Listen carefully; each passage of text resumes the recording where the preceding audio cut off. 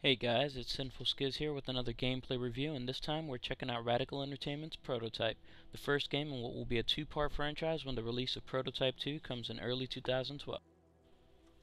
So let's get right into it. In Prototype, you play a mysterious individual by the name of Alex Mercer, and you've just woke up from, well, to put it quite simple, death.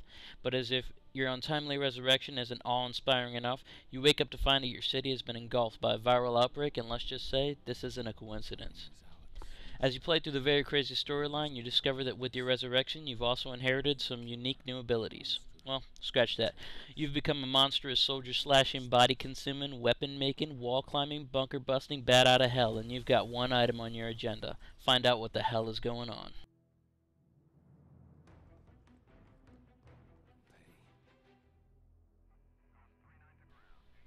Now, it's pretty obvious that with the viral outbreak in one of the most populated cities in the world, Manhattan, you're going to have government intervention. However, due to the origin and nature of this particular virus, you're not only dealing with the military, but a Black Ops army of soldiers known as Black Watch. But Black Watch is no normal army. These fellas are ruthless, and they're here to make sure no one gets past the red line.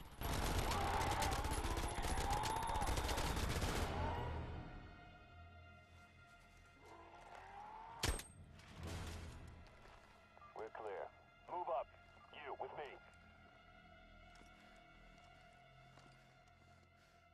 Her too.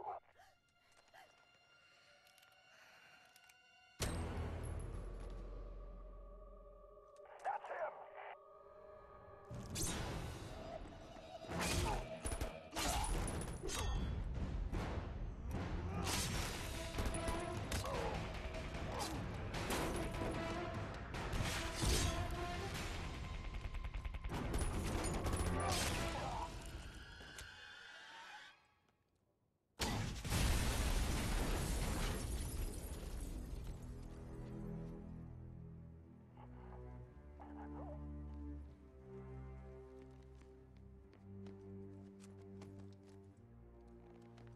Where's your commanding officer?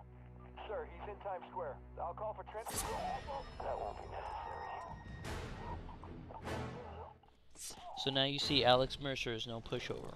So let's jump right into the gameplay and show you what Prototype is all about.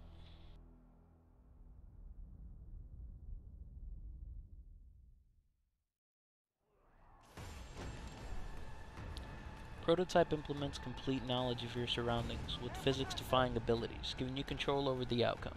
Simple English, if you play fair, you'll be killed.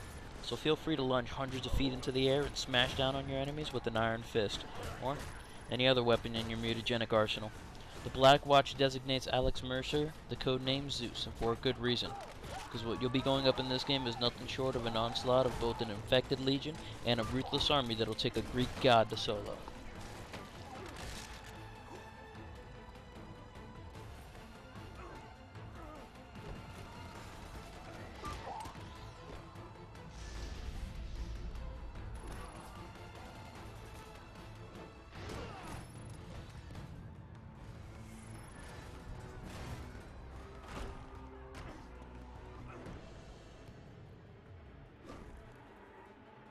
They took everything from me.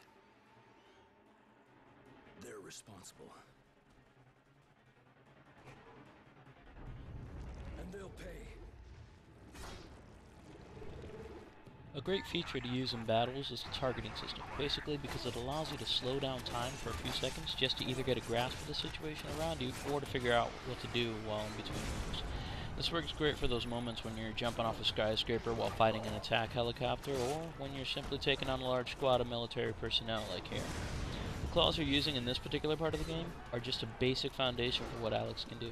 You'll get a much larger array of abilities and weapons that will be good for different situations.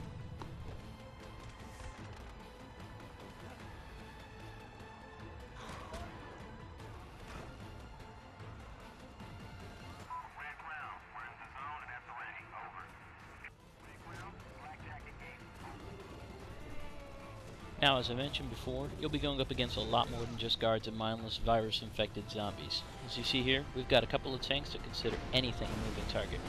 Using our Iron Fist weapon, we'll be able to take care of these tanks in no time. The Iron Fists are good for taking out heavy ground artillery and clearing a path when you're surrounded by a lot of enemies. You'll see that happen a lot in this game.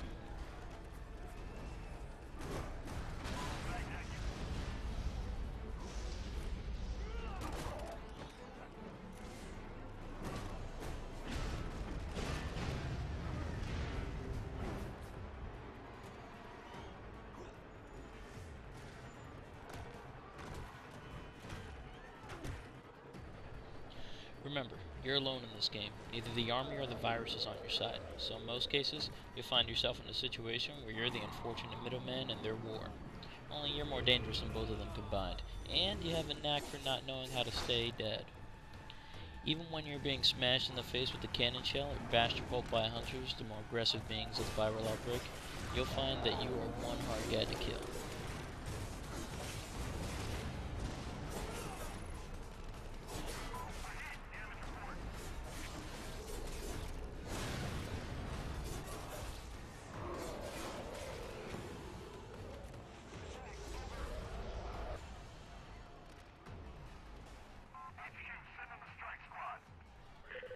Now, a strike team is the last thing you want to run into in this city.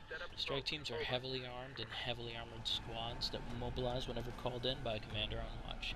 You can be sure that when they're called in, things can get mighty difficult mighty fast.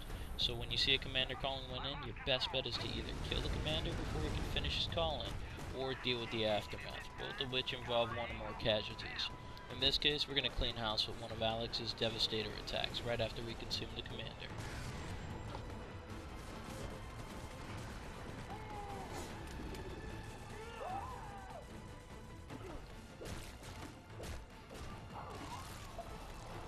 Time to end this.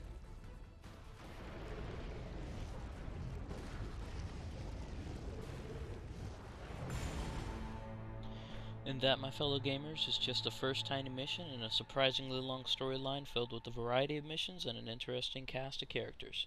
Become Alex and figure out who or what is responsible for the hell that has been unleashed. Will you be able to take on the world? We have less than an hour. What's next? The last person responsible for all of this dies tonight. If we make it out of here, you think you're ready? I was made for this.